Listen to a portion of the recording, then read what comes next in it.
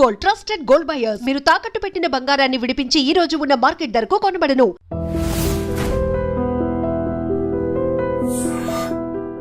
అక్క జ్యోతి గారని ఎప్పుడు తెలిసింది? ఎలా చెప్పారు? ఎప్పుడు? చిన్నప్పుడు తెలుస్తుంది. అంటే అప్పుడప్పుడు మేము వెళ్ళేవాళ్ళం. సడన్ గా వాళ్ళు వద్దంటారు. అప్పుడు అంత ఎందుకు కట్ ఆఫ్ చేశారు? అదే మా అత్తగారు చెప్పి ఉంటుంది. సొంత అమ్మ చెల్లెలు కదా, ఎవరికైనా భయం ఉంటుంది. అక్కడ వెళ్ళి మన అమ్మ తెలుసుకుని మమ్మల్ని వదిలిచేసి వెళ్ళిపోతారో ఏమో అని వాళ్ళు చెడ్డవాళ్ళు అది ఏదో చెప్పి ఉంటుంది. బట్ తనకి ఎప్పుడు తెలిసి వచ్చింది? మరి ఎప్పుడు చెప్పారు? నాకు తెలిసేటప్పుడు అమ్మాయికి తెలుసు. మేము వెళ్తాను కదా చిన్నపిల్లలుగా వేసేటప్పుడు అక్క చెల్లెలు అని అందరికి తెలుసు. అలా స్టార్ట్ అయింది. తర్వాత దాసనారాయణ గారి పిక్చర్ కూడా చెల్లెలుగా చాలా పిక్చర్లు ఇచ్చారు. ఇద్దరు కలిసి నటించారు కదా, ఒకటి రెండు సాంగ్స్. చాలా సాంగ్స్ చేసాం కలిసి. కొన్ని మాట్లాడుకుంటాం. మాట్లాడలేకపోతే మాస్టరు ఇద్దరు అమ్మాయిలు పెడతారు కదా, జ్యోతిలక్ష్మి ఒకరు, జయమాలిక ఒకరు అని. వాళ్ళతో ఇలా చెయ్యి, ఇలా అనుకోవాలని మేము రిహర్సల్ చేసుకుంటాం అంతే. కానీ సినిమా వాళ్ళు అందరూ చెప్తారు, ఎందుకు వీళ్ళందరూ మాట్లాడుకోలేదు అని. మమ్మల్ని అడుగుతారు, నాకు కూడా తెలియదండి అన్నాను. కారణం ఏమని తెలియలేదు. ఇప్పుడు నేను ఆలోచిస్తే ఇదే జరిగి ఉంటుంది, వేరేం లేదు. ఒక పిల్లని మనం పెంచుతామంటే మనం ఎలా చెప్పి పెంచుతామో అలాగే వస్తుంది పాప. అవును అలా చెప్పొచ్చు. వాళ్ళ మీద కూడా తప్పు లేదు. 5 years నుంచి పెంచుతున్నారు కదా, సడన్ గా వదిలేసి వెళ్ళిపోతే అదే వేరేం లేదు. సో అలా మొదలు పెట్టారు జయమాలి గారు మీ ప్రయాణం, సినిమా ప్రయాణం. కొన్ని క్యారెక్టర్ రోల్స్, కొన్ని సిస్టర్ రోల్స్, దాంతోపాటు మెయిన్ స్ట్రీమ్గా ఇప్పుడు ఐడెంటిఫికేషన్ ఏంటంటే ఒక మంచి ఐటమ్ సాంగ్ అని ఇప్పుడు అంటున్నాం. అప్పుడు ఆ రోజులో క్యాబరే అనేవాళ్ళు, క్లబ్ అనేవారు. అది ఆ ప్రాసెస్లో మీకు ఫ్రీడమ్ ఇచ్చేవారా? మీరు డిసైడ్ చేసుకోవడానికి, నాకు ఈ మూమెంట్ నేను చేయను, లేకపోతే ఈ కాస్ట్యూమ్ నాకు నప్పదండి, సూట్ కాదు, ఈ కలర్ బాగాలేదండి అట్లా చెప్పడానికి? లేకపోతే లేదు, ఆ రోజులు అలా లేదండి. ఇప్పుడు రాఘవేంద్రరావు గారు చెప్పేస్తారు ఆ సిచ్యువేషన్ ఎలా ఉందో అలా. అప్పుడు చెప్తారు, మాకు ఇంత లంగా ఓని షార్ట్గా కావాలి, లేకపోతే ఇది ఏదని వాళ్ళు డైరెక్టర్ చెప్తే క్లాత్ కూడా వెళ్ళి చూపించాలి. వాళ్ళు సెలెక్ట్ చేసి దాన్ని కుట్టించి మనకు వేస్తారనమాట. అదే మేము.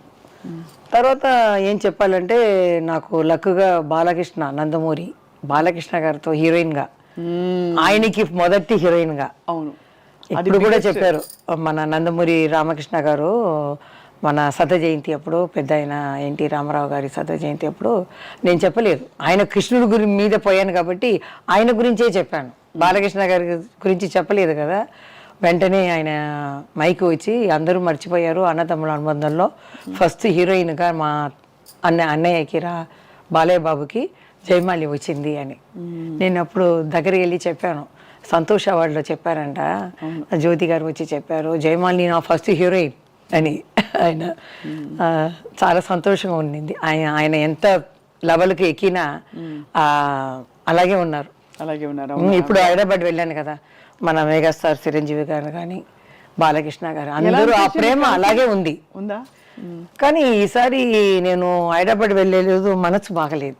ఎందుకంటారు? ఆ 5 లెజెండ్ లేదు కదా ఫస్ట్ ఆ సమయం. ఇప్పుడు నేను వెళ్ళేటప్పుడు నాగేశ్వరరావు గారు, రామారావు గారు, కృష్ణరాజు గారు, శోభన్ బాబు గారు, అది సరే ముగ్గురు వెళ్ళారు. వీళ్ళిద్దరు కృష్ణరాజు గారు, కృష్ణ గారు ఉన్నారు అని కొంచెం మనసుని ఇది చేసుకున్నాను. ఇప్పుడు వెళ్ళేటప్పుడు కన్నీళ్ళు అలా వచ్చాయి. ఎందుకంటే బాల్య స్నేహం మనం మర్చిపోలేము. మాకు ఎలా రెస్పెక్ట్ ఇచ్చారు, మమ్మల్ని ఏది అనకుండా మాకు సహాయంగా ఉండారు, అది నేను మర్చిపోలేను. వెళ్ళగానే నాకు కళ్ళలో నీళ్ళు వచ్చినట్టు ఉంది. లేదు, ఈ ప్రపంచం ఉన్నంత వరకు వాళ్ళ పేరు ఉంటుంది, జీవిస్తూనే ఉంటారు, స్వర్గం నుంచి మన తెలుగు ఇండస్ట్రీని చూస్తూనే ఉంటారు అని నేనే ధైర్యంగా తీసుకొని వచ్చేసాను అనమాట. అదే ఎంత ఎమోషన్ ఉండండి మీలో. బయట చూస్తే ఎవరికి అర్థం కాదు. అంటే మీరేమిటో మీరు అందులో క్వైట్ చాలా ఎప్పుడు మాట్లాడలేదు కాబట్టి ఇప్పుడు మాట్లాడుతుంటే అర్థం అవుతుంది, ఓహో ఇంత మనసు జయమాలి గారి మనసులో ఇంత ఉందన్నమాట అని. ఆ తర్వాత నాకు వయసు వచ్చి ఇప్పుడు చూసే కదా, అయ్యో ఎంత లెజెండ్, వీళ్ళతో చేసామే, ఏ భాగ్యం చేసామో, ఏ పూర్వ పుణ్య భాగ్యమో తెలియట్లేదే అని అనుకుంటున్నాను. వాళ్ళే కదండి మన సినిమా ఇండస్ట్రీకి పిల్లర్ లాంటి వాళ్ళు. ఇప్పుడు సెట్లో అంతా వాళ్ళతో ఇప్పుడు డాన్సెస్ అవన్నీ ఉన్నప్పుడు, షూటింగ్లు ఉన్నప్పుడు మధ్యలో మాట్లాడి పలకరించేవాళ్ళ మంచిగా? ఎన్టీ రామారావు గారు అంటే సైలెంట్గా కూర్చుంటారు, నమస్కారం పెడతాం మనం, పెట్టేస్తే సైలెంట్గా ఉంటారు. డ్యాన్స్ అయితే ఆయన ముందు చేస్తారు, నాలుగు సారి చెయ్యాలని ఆయనకి ఇష్టం అనమాట. ఆయనకి చెప్తే ఇలా చేయాలి ఇలా చేయాలని నేర్చుకుంటారు. తర్వాత నేను వెళ్ళి రెడీ అంటే నువ్వు కూర్చోమ్మా, కష్టపడవద్దు, నేను చేస్తాను ఉండు ఇంకా 2 సారి అని నేర్చుకుంటారు. వాళ్ళు ఎలా ఉన్నా చెయ్యొచ్చు. ఆయన ప్రాక్టీస్ చేసి మీరు ఎలాగో సీజన్డ్ కాబట్టి అలా వచ్చేవారు. అలా కాదు, ఆయనకి ఆ కసి బాగా చెయ్యాలని. ఇప్పుడు నేనైతే ఉంటే ఏమరా, నేను పెద్ద హీరో, లైట్గా పెట్టండి, వంగి కూర్చోడం ఇలా లేవటం, అదంటే ఆ ఏజ్లో ఆయన ఎంత ఎనర్జెటిక్గా చేస్తారంటే ఆశ్చర్యపడిపోతాం మనం. అలా చేసేవారు. 1 టేక్లో అయిపోతుంది. వంట అయిపోతుంది. చేసేవాళ్ళు వాళ్ళు. ఆ టైంకి వచ్చేవాళ్ళు. అదన్నీ మాకు ఉన్న కొన్ని వాళ్ళని మేము నేర్చుకున్నాం. ఈ రెస్పెక్ట్ అనేది. రామా రామా అంటారు, రండి రండి అంటారు. ఇలా పెద్ద వాళ్ళని చూస్తే ఇంత మరదలు వస్తుంది. నేను కూడా ఇడ్లీకి వెళ్తే అలాగే వస్తే రండి రండి అంటాం.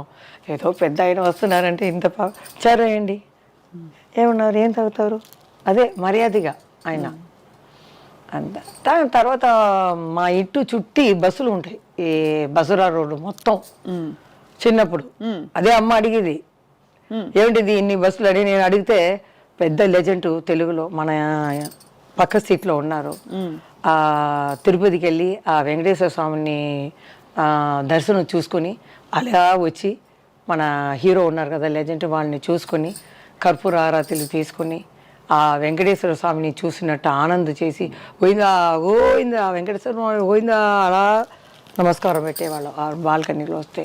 అది విని మా అమ్మ కూడా ఇలాంటి ఒక హీరోకి ఇంత ఇది ఆశ్చర్యపడతారు. నేను కూడా ఆశ్చర్యపడి అలా చూస్తున్నాను. కొన్ని సంవత్సరాల తర్వాత ఆయనతో చేసే అదృష్టం దొరికింది.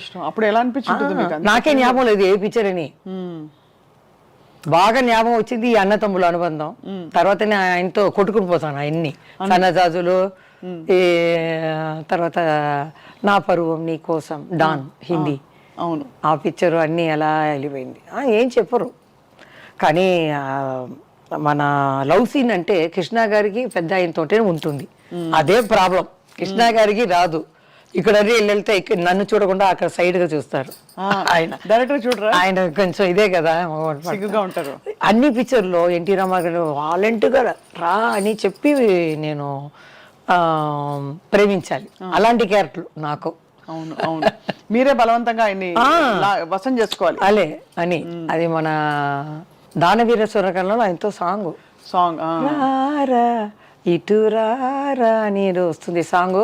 బాలయ్య బాబు ఆ ఫంక్షన్ లో కూడా చెప్పారు, వేసింది ఆ చక్కని పాట అది దానవీర సూరకర్ణలో. అది అక్క ఏమో కృష్ణ గారు తీసారే ఏదో పిక్చర్ కురుక్షేత్రం. అవును, అక్క అది చేసింది, నేను ఇది చేశాను పెద్ద ఆయనతో. ఆయన కృష్ణ గారితో తను చేసింది. చాలా బాగుంటాయి. ఐబ్రాని రాశారు నాకు. ఫస్ట్ ఈ జానపదాలు పిక్చర్లో చూడటం ఇదే ఫస్ట్ టైం. దానికి ముందు ఈ కోట్ సూటు ఇవన్నీ ప్యాంటు ఇది వేసేసారు. జానపదాలు చూస్తే ఆ సెట్ వెళ్ళగానే అంత పెద్ద గ్రీడం, ఆ నగలు అలా పెట్టుకొని అలా నిలిస్తే ఇదేంటి గంధర్లోకమా, ఎక్కడ వచ్చాము, ఇవేంటి కర్ణుడా, ఏం తెలియలేదు అని భయపడిపోయాను నేను.